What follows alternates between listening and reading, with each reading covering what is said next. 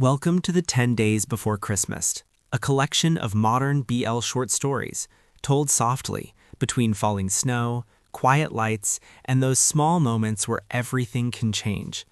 Each day leading up to Christmas, a meeting, a pause, a confession, a simple story, but never an ordinary one. Take a breath. Settle in. Here is today's story. Day 3. The Café that only belongs to December. The Café appears on December 1st. It always does. One day, the corner of Lorne and St. Clair holds a vacant storefront. Papered windows, a tired for-lease sign curling at the edges. The next morning, warm light glows behind glass. Condensation softens the panes. A small brass bell hangs inside the door, polished enough to sound intentional. People walk past without stopping. They don't seem surprised. Julien does, because he always is. He notices the café every year, the same way he notices his own reflection when he isn't expecting it. Sudden, uncomfortable, familiar, as if something private has been placed in public view. He tells himself he won't go in this year. He told himself that last year, too, and the year before that. December carries a certain permission with it. People slow down. They forgive more easily. They revisit things they would normally avoid and call it tradition instead of fear. Julien has always been good at that, reframing avoidance as restraint, passivity as calm, absence as patience. He stands on the sidewalk, breath fogging the cold air, staring at the chalkboard outside the café. Open, December only. Orange cinnamon coffee, cardamom latte, black tea with lemon peel, hot chocolate, not for perpending, and beneath, no names required, no explanations needed. Julien exhales. Then he reaches for the door. Inside, the café smells like cardamom, orange peel, and warm wood. It smells like a place that listens. The room is small, a handful of mismatched chairs, a long counter worn smooth by years of hands. No loud decorations, just winter done gently. A bowl of clementines, a fir branch in a jar. Light that doesn't demand attention. Behind the counter, the barista looks up. He always looks up at the exact right moment, like he's been tracking Julien's footsteps through the floor. He doesn't look surprised. He doesn't look curious. He looks prepared. "Hi," he says. Then softer, as if confirming something. "You're back." Julien's chest tightens. "Yes," he says. "I am." The barista's mouth curves slightly. Not pleased, not relieved. "I thought you might be." They have never exchanged names, not in 13 years. Julien once told himself it was romantic, mysterious, meaningful. Now he knows better. Names create stakes, and this place, this man, has never asked him for any. "Same as usual?" the barista asks. Julien nods. "Please." The barista turns, begins the ritual. Measured movements, familiar sequence, a pause as orange zest hits heat and releases something sharp and bright into the air. Julien watches because watching lets him stay quiet. The cup slides across the counter. Their fingers brush. It happens every year. Not accidental, not intimate enough to mean anything. "Careful," the barista says, "it's hot." Julien wraps his hands around the cup anyway. "Thank you." He turns toward the window table. It's open. It always is. Outside, the street moved in cold blur. Cars passing, people hurrying, scarves wrapped tight. Inside, time loosened. Julien sat with the cup, warming his palms, and took a sip. Coffee, orange, cinnamon. No sugar to soften it. Comfort without indulgence. He told himself, as he did every year, that this was just a café, a seasonal pop-up, a quirky business model, a charming little secret. He understands systems, patterns, how things repeat when no one interrupts them. Julien works in municipal records. Archives, permits, land deeds, the kind of job that exists to preserve what's already happened so no one has to argue about it later. He's good at it. He tells people he likes the quiet. What he means is that the quiet never asks him to be different. He watches the street move on without him. The city does what it always does, keeps going. The cafe does not. It holds still. He had convinced himself years ago that he came here because he was lonely. That was never quite true. Good at saving everything except himself. The first year he'd seen this cafe, he'd been 21. Mark, his first boyfriend, had gotten into a graduate program in another city. Real chance, real future. Mark had looked at Julien with those bright, reckless eyes and said, "Come with me, we'll figure it out." Julien had wanted to say yes so badly it made his teeth ache. He swallowed and said the sentence that rewrote the rest of his life. "I can't." Mark stared at him like he didn't recognize him. "You mean you won't?" Julien tried to explain. Family, timing, money, fear. Mark listened, eyes hardening, then said the words Julien still heard sometimes when his apartment was too quiet. "You always choose what feels safe." Mark kissed him, quick and bitter, like closing a book, and walked away without looking back. Julien stood on this corner until his fingers went numb. That night, the cafe appeared. He'd stumbled inside with his chest tight and his heart running wild, and the barista had looked up and said, calm, certain, "Hi, you're back." Even then, Julien had thought it was a mistake. Years later, he had stopped believing in mistakes that repeated. Julien has had relationships since, several. Men who liked him, men who stayed longer than they should have. Men who told him things like, "You're so calm, it's nice," at first. Later, they said different things. "I feel like I'm talking to someone who's already left the room. You never push back, you never fight for us.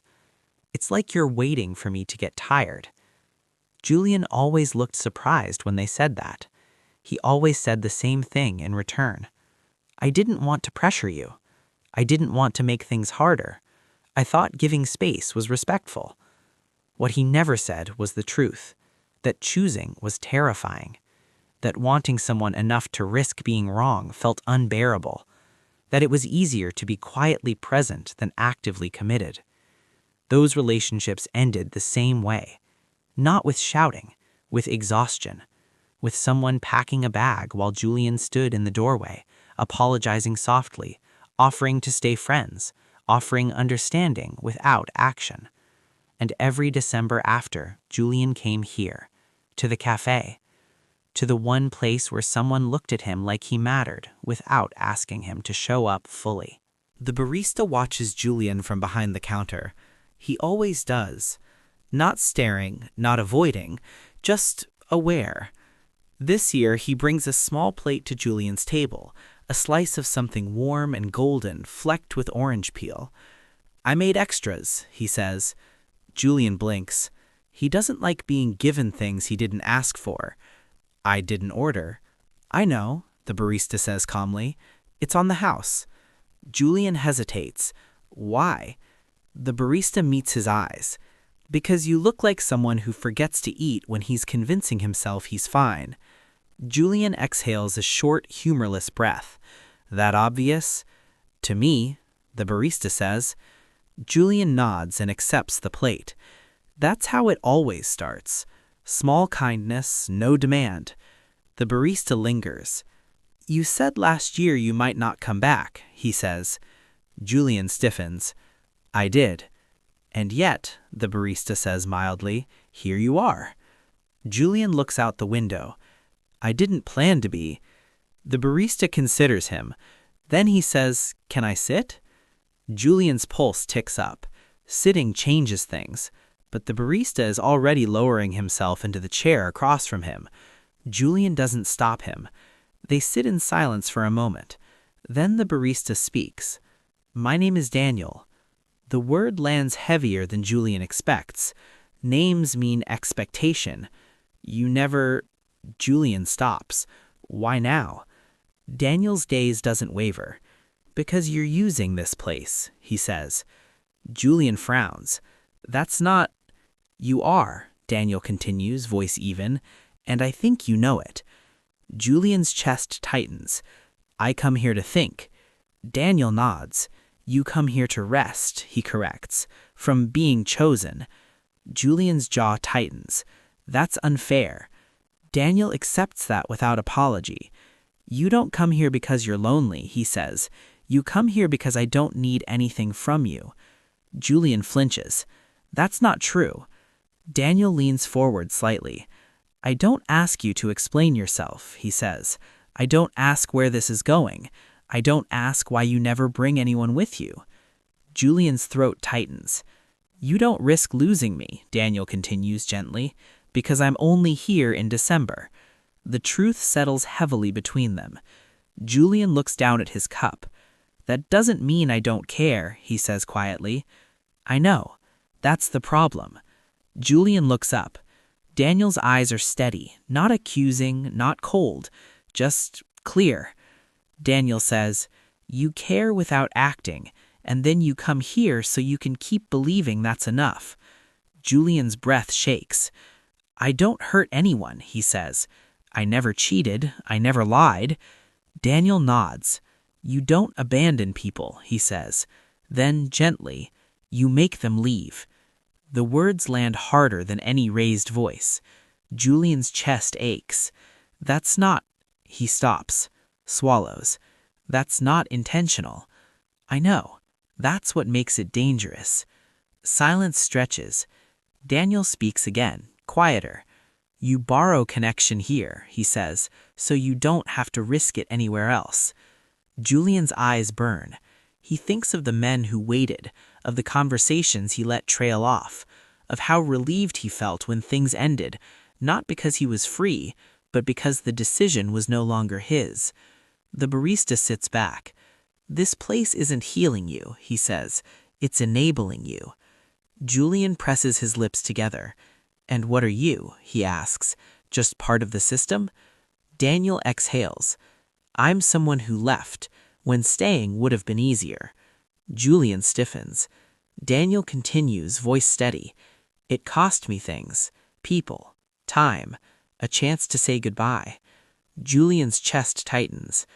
I don't regret leaving, Daniel says, but I don't pretend it didn't take something. Julien looks at him, torn. So you're telling me I should have gone? No, Daniel says. I'm telling you that staying doesn't excuse you from choosing. Julien swallows. What happens if I keep coming? Daniel meets his gaze. Eventually, he says, the cafe stops opening for you. Julien's pulse thuds. And then what? Daniel's voice softens.